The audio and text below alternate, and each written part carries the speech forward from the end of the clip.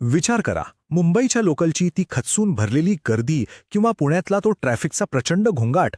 चारी बाजूनी माणसांचा घराडा असतो, सतत कसला ना कसला आवाज कानावर पडत असतो.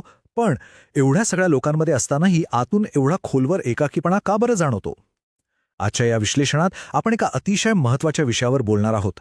इतक्या गर्दीच्या आणि धावपळीच्या आधुनिक जगात राहूनही आजचा माणूस आतून एवढा एकटा का पडलाय?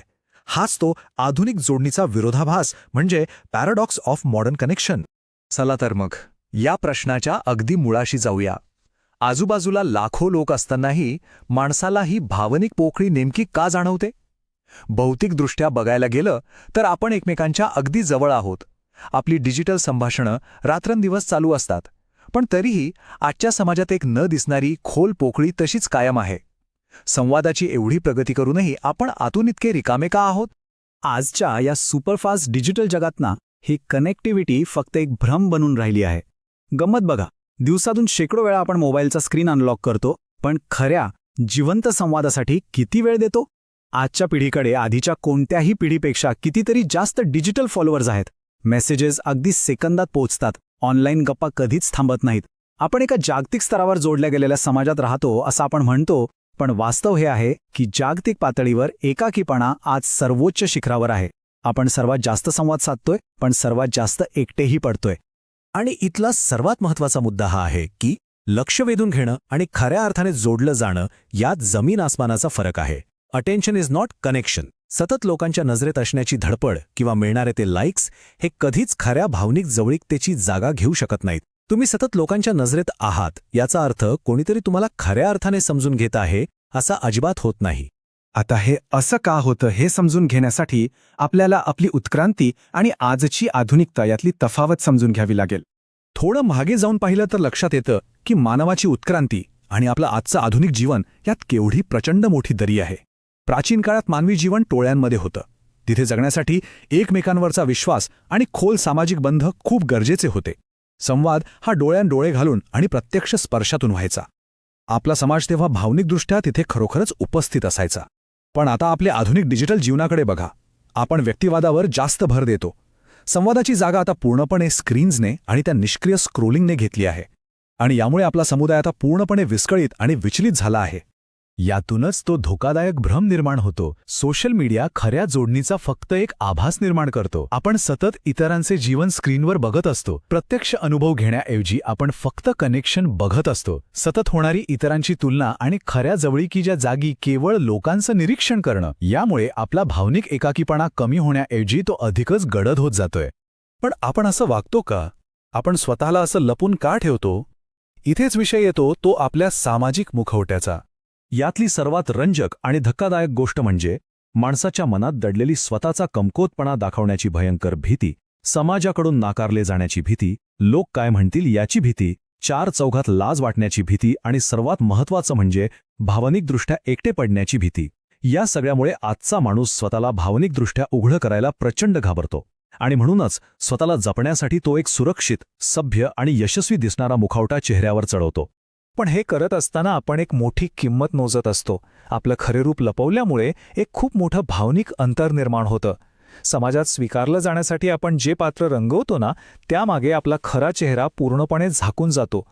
आणि जेव्हा तुमचं खरं रूपच कोणाला दिसत नाही, तेव्हा कुणी आपल्याला खऱ्या अर्थाने ओळखतंय ही भावनाच कायमची नष्ट होते. आणि इथूनच सुरुवात होते दृश्यता विरुद्ध जवळीक या संघर्षाची. हे आजच्या विश्लेषणाचं सगळ्यात महत्त्वाचं सूत्र आहे. आपण मानवांनी जोडणीचा अर्थ किती चुकीचा घेतलाय ते पहा.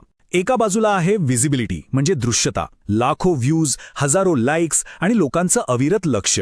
आणि दुसऱ्या बाजूला आहे इंटिमसी म्हणजे जवळीक, जिथे एक हक्काचं माणूस असतं, जिथे भावनिक सुरक्षितता असते, निरपेक्ष प्रामाणिकपणा असतो आणि खरी उपस्थिती असते. सतत लोकांच्या नजरेत असणं आणि भावनिकदृष्ट्या खरोखर सुरक्षित वाटणं या मानवी अनुभवाच्या दोन पूर्णपणे वेगळ्या, दोन टोकाच्या गोष्टी आहेत.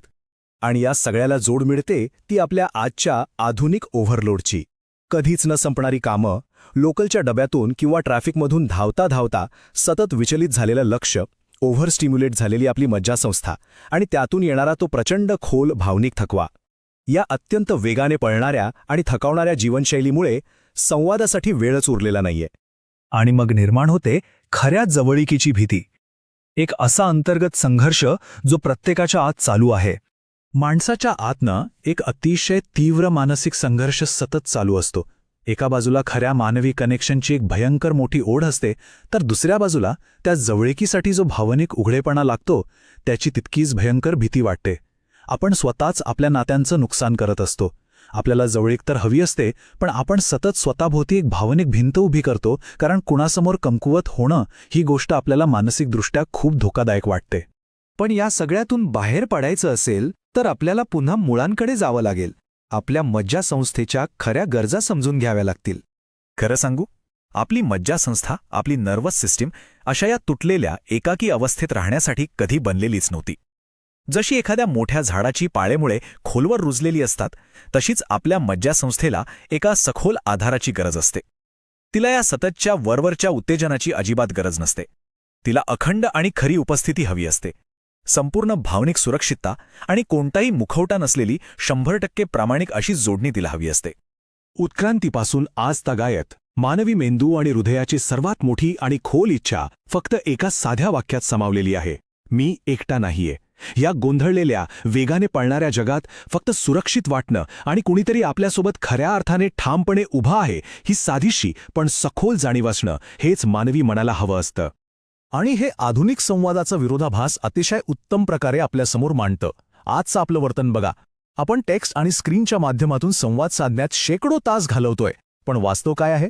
खऱ्या अर्थाने भावनिकदृष्ट्या जोडले जाण्यासाठी आपण जवळजवळ काहीच वेळ देत नाही आहोत. तंत्रज्ञानाने संवादाचा वेग आणि प्रमाण नक्कीच वाढवलंय, पण न कळत त्याने संवादाची भावनिक खोली मात्र पूर्णपणे मारून टाकलीये. मानवी हृदयाला आपल्या आजूबाजूला फक्त माणसांचा गोंधळ नको असतो. त्याला खऱ्या अर्थाने कोणीतरी समजून घ्यावं असं वाटत असतं. हे आपल्या आधुनिक जीवनाचं एक अतिशय कटू पण सत्य वास्तव आहे. हे एक असं सत्य आहे जे आपण सर्वांनी शांतपणे समजून घेण्याची आज गरज आहे. त्यामुळे आता आपण क्षणभर थांबून स्वतःला हा प्रश्न विचारला पाहिजे: आजच्या या वेगाने पळणाऱ्या समाजाला खरोखर कशाची जास्त गरज आहे?